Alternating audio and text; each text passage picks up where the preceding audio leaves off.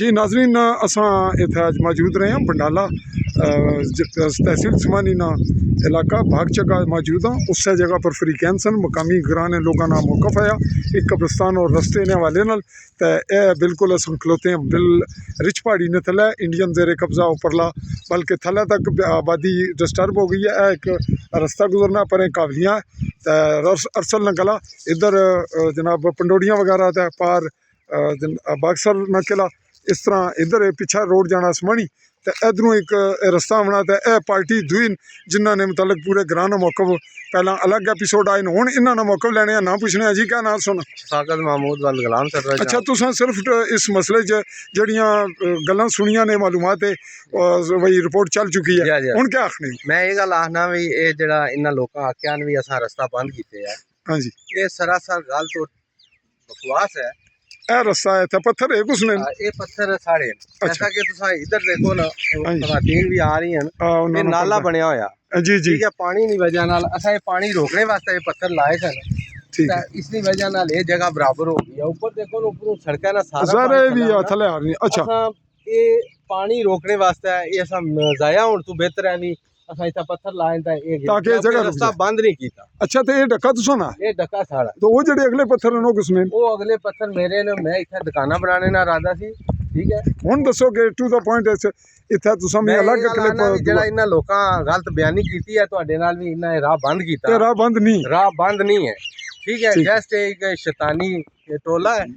जेड़ा मतलब है मजबूर कर रहा सारे लोगों इकट्ठा कर रहा राती घर चू जागा जबरदस्ती बंदे आख्या भी असीं ठा लिया ने ठीक है अस आने वास्ते तैयार ना सारे लोग इस जेड़ा तुसीं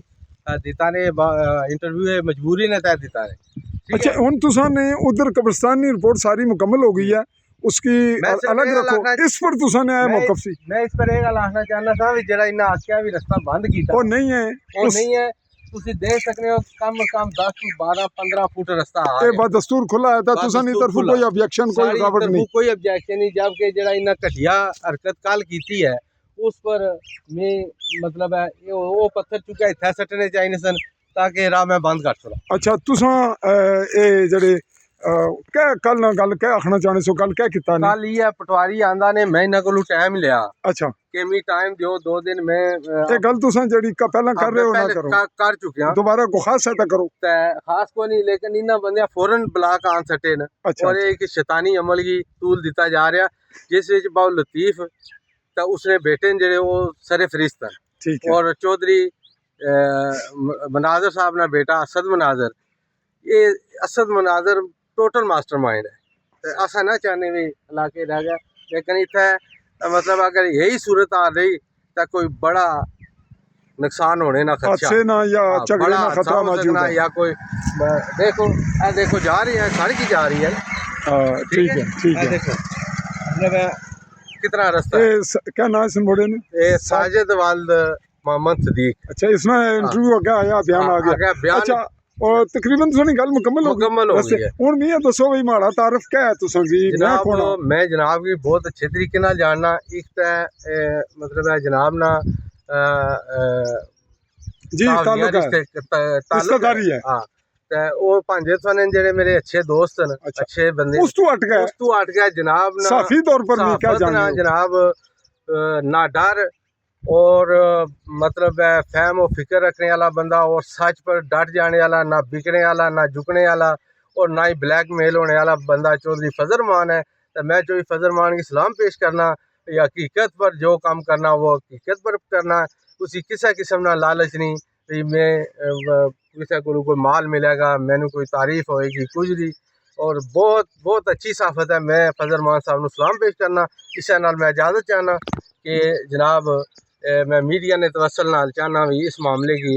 आला इंतजामिया जी और नोटिस लवे और इस मामले की साफ और शफाफ इंक्वायरी हो ताकि कोई बड़ा हादसा होने तो बच सके। तुसां एक गल खत्म हो गया था एक आखिरी लफ्ज दसो तुसां क्या भी मैं दोबारा ਤੁਸੀਂ ਕਾਲ ਕਰਸਾਂ ਵੈਸੀਅਤ ਤਹਿਕੀਕਾਤੀ ਸਾਫੀ हाँ। ਉਹ ਗੱਲ ਕਰੋ ਤਾਂ ਖਤਮ ਕਰੀਏ मैं दोबारा थोड़ा ना रब्ता करांगा जब तक मैं हूँ इस प्रोसेस च लगे हाँ ਤਾਂ ਕਿ ਕੋਈ ਬਾਕੀ ਮਹਿਕਮਾ ਮਾਲ आज और मैं दीगर- एसी साहब को गया लेकिन वो नहीं मिले आज अच्छा जी, ड्यूटी पर यानी नहीं आ- तुसां दोबारा राबता करना ना इरादा रखनी मैं जनाब ना दोबारा रब्ता करांगा ते जड़ियां वीडियो इस वक्त तुसां सारियां तो नहीं सुनियां मैं टाइम ने सारियां नहीं सुनिया मैं सुनी सुनाई है इधरों किसी बंदे आके अच्छा। नहीं सुने ਉਹ ਲਾਈਵ ਸੈਸ਼ਨ ਸੀ ਤੁਸਾਂ ਦਾ ਕਲਿੱਪ ਹੈ ਇਹ ਤੁਸਾਂ ਨੇ ਰਿਪੋਰਟ ਮਾੜੇ ਕੋਲ ਆ ਗਈ ਤਾਂ ਅਗਰ ਕੋਈ ਤੁਸਾਂ ਗੱਲ ਕਰੋਗੇ ਤਾਂ हाँ। ਬਿਲਕੁਲ और लास्ट रमज़ान ने हवाले नाल भी मैं क्लियर रसा और बिल्कुल अल्लाह की हाज़र नाज़र करके कब्रिस्तान खलोगा गल हुआ करसा जड़ी है हाँ। तो मी हुण इजाजत दियो बहुत शुक्रिया और आखिरी गल ये है भी कल मैं इन्हें ब्लाक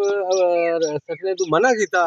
तो ये बहुत लतीफ ना बेटा एक ट्रैफिक पुलिस विच इदनान लतीफ ਇਹ ਕਿਹੜੀ ਜਗ੍ਹਾ ਉਹਨਾਂ ਨੇ ਘਰ वो नीचे कार अच्छा वो अलग है ठीक है उस बंदे की उन्होंने बेटा ही कितना मौजूद थी मैं क्या वो किस इतना ब्लाक सटे मैं थोड़ा जब जज्बाती हो गया अच्छा तो उन्होंने जनाब आला